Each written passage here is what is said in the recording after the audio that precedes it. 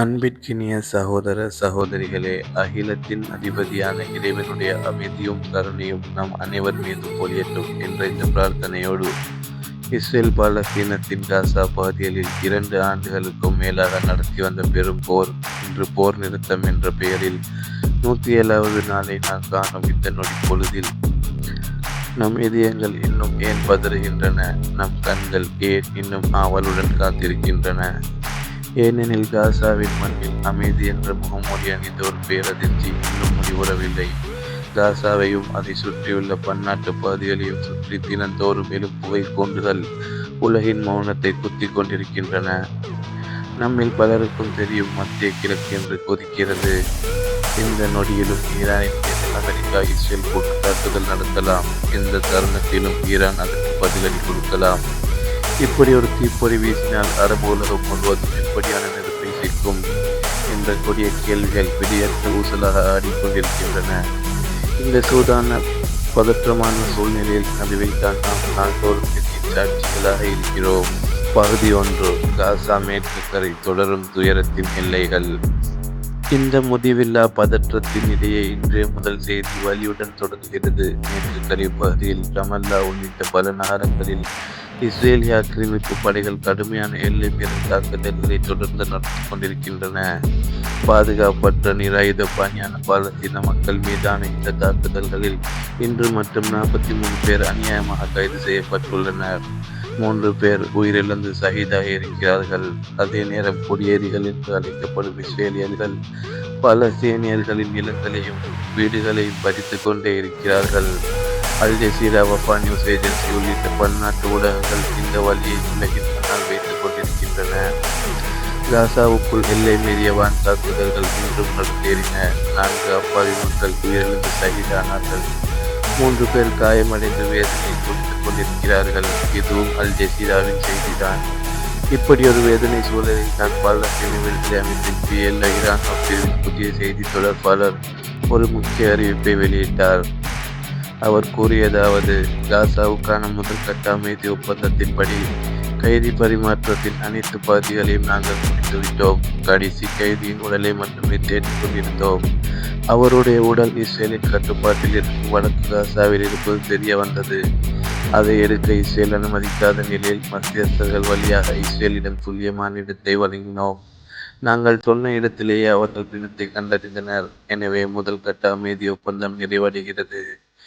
இனி மத்தியஸ்தர்கள் உடனடியாக தலையிட வேண்டும். காசாவுக்கு தேவையான உணவு, மருந்து மற்றும் பிற தேவைகள் நிறைவேற்றுவதற்கான ரஃபா எல்லை திறப்பு உள்ளிட்ட அனைத்து நடவடிக்கைகளையும் மேற்கொள்ள மத்தியஸ்தர்கள் உடனடியாக நடவடிக்கை எடுக்க வேண்டும். இல்லை என்றால் இந்த அமைதி ஒப்பந்தம் ஒரு வெறும் காகித துண்டாக மாறிவிடும். மேலும் அவர் வலியுறுத்தினார், இஸ்ரேல் தொடர்ந்து எல்லை மீறிய தாக்குதல்களை நடத்தி கொண்டிருக்கிறது. இது போர் நிறுத்த மீறல். நாங்கள் ஒருபோதும் போர் நிறுத்த மீறலில் ஈடுபடவில்லை. எனவே போர் நிறுத்த மீறலில் ஈடுபடும் இஸ்ரேலை கட்டுப்படுத்த மத்தியஸ்தர்கள் கடமைப்பட்டுள்ளனர். பகுதி 2. மத்திய கிழக்கின் மீது தொங்கும் வாள், ஈரான் அண்ட் ஹார்முஸ் நீரிணை. இந்த காசா வேதனை முழுவதையும் மறைத்து உலகின் பார்வை இப்போது ஈரானின் மீது திரும்பியுள்ளது. எந்த நொடியிலும் ஈரான் தாக்குதலுக்கு உள்ளாகலாம் என்ற அச்சம் இன்றும் உச்சத்தை தொடும் சூழ்நிலையை உருவாக்கியுள்ளது. இந்த நெருக்கடியின் மையமாக உலக எண்ணெய் பாதையான ஹர்முஸ் நீரிணை இருக்கிறது. அமெரிக்காவின் விமானம் தாங்கி கப்பல்கள் ஹர்முஸ் நீரிணையை நோக்கி பயணம் செய்து கொண்டிருக்கின்றன.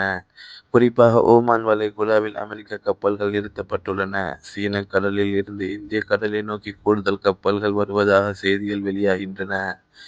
இதுவரை வந்துள்ள கப்பல்களில் 5000க்கும் மேற்பட்ட விமானிகள் மற்றும் அமெரிக்க போர்க்கருவிகள் இருக்கின்றன என்று கூறப்படுகிறது. அதே நேரம் இஸ்ரேலிய தளபதிகளுடன் அமெரிக்க தளபதிகள் பேச்சுவார்த்தைகளை நடத்தி வருகிறார்கள்.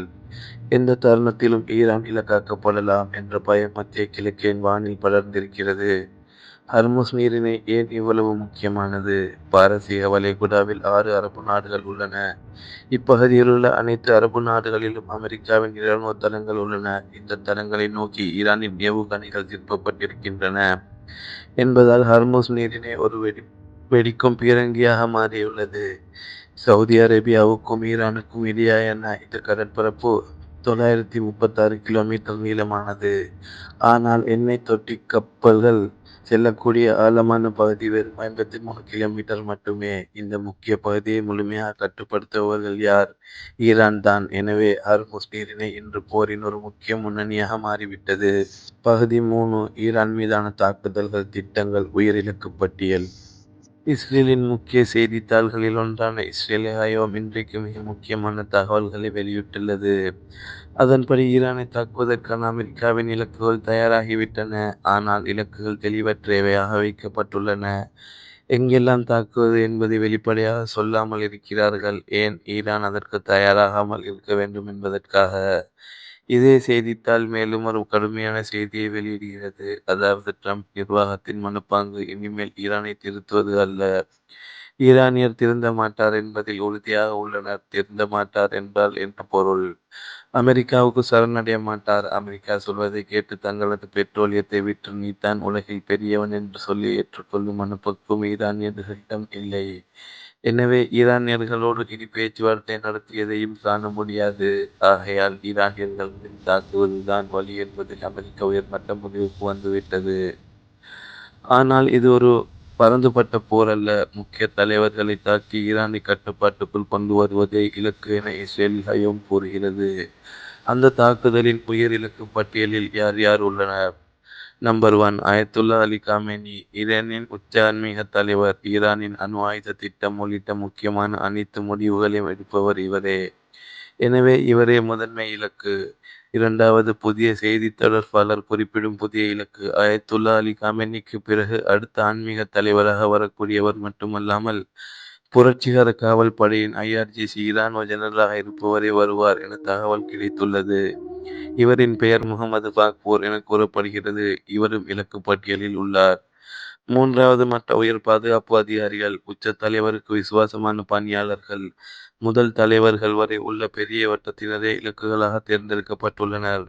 இவர்களை தாக்கிய பின் ஈரானை எளிதாக கட்டுப்படுத்தலாம் என்பது அமெரிக்க நோக்கமாக இருக்கலாம் என்று தகவல்கள் கூறுகின்றன. இதற்கு மறுப்பாக ஈரானிய அதிகாரி அலி ஷம்கானி கூறுகிறார், அயத்துல்லா காமேனி இல்லை. அடுத்த நிலையில் இருப்பவர் யாராவது கொல்லப்பட்டாலும் அடுத்த நிலைக்குரியவர்கள் உடனடியாக வந்து விடுவார்கள். நாங்கள் இதற்கு தயார். பகுதி 4. ஈரானின் சாத்தியமான இலக்குகள் என்ற அணு ஆயுத சந்தேகம். தாக்குதல் நடந்தால் எந்த இடங்கள் இலக்காக்கப்படலாம்? தலைநகர் தெஹ்ரானில் உள்ள அரசு முக்கிய கட்டிடங்கள். தேசிய பாதுகாப்பு கவுன்சில் கட்டிடம். பாசித் படை பிரிவின் தலைமையகம். காவல்துறை, உளவுத்துறை தலைமையகங்கள். தேசிய எண்ணெய் நிறுவன தலைமையகம். குஜிஸ்தான் மாகாணத்தில் உள்ள எண்ணெய் உற்பத்தி நிலையங்கள். இவை அனைத்தையும் தாக்கினால் ஈரானின் பொருளாதாரம் முடமாகி பாதுகாப்பு வட்டம் நொறுங்கி பின் கருத்து தெரிவிக்க யாரும் இல்லாமல் போய்விடலாம் என்பதே திட்டம்.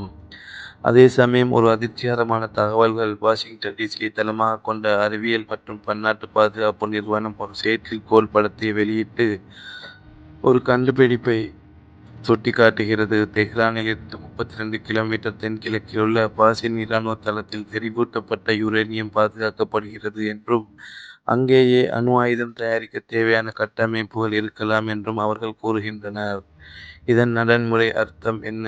ஈரான் மீது அமெரிக்கா முன்னர் தாக்குதல் நடத்திய போது அந்த 12 நாள் போரில் அணு உலைகள் மீது தாக்குதல் நடந்திருந்தால் அணுக்கசிவு நிச்சயம் ஏற்பட்டிருக்கும். ஆனால் அணுக்கசிவு எதுவும் ஏற்படவில்லை. எனவே அப்போது அந்த இடத்தில் செறிவூட்டப்பட்ட யுரேனியம் இருந்திருக்கவே இல்லை. அதை ஈரான் வேறு இடத்திற்கு மாற்றியிருக்கலாம். அந்த இடம் இந்த பாஷின் தளமாக இருக்கலாம் என்று இப்போது சொல்லப்படுகிறது.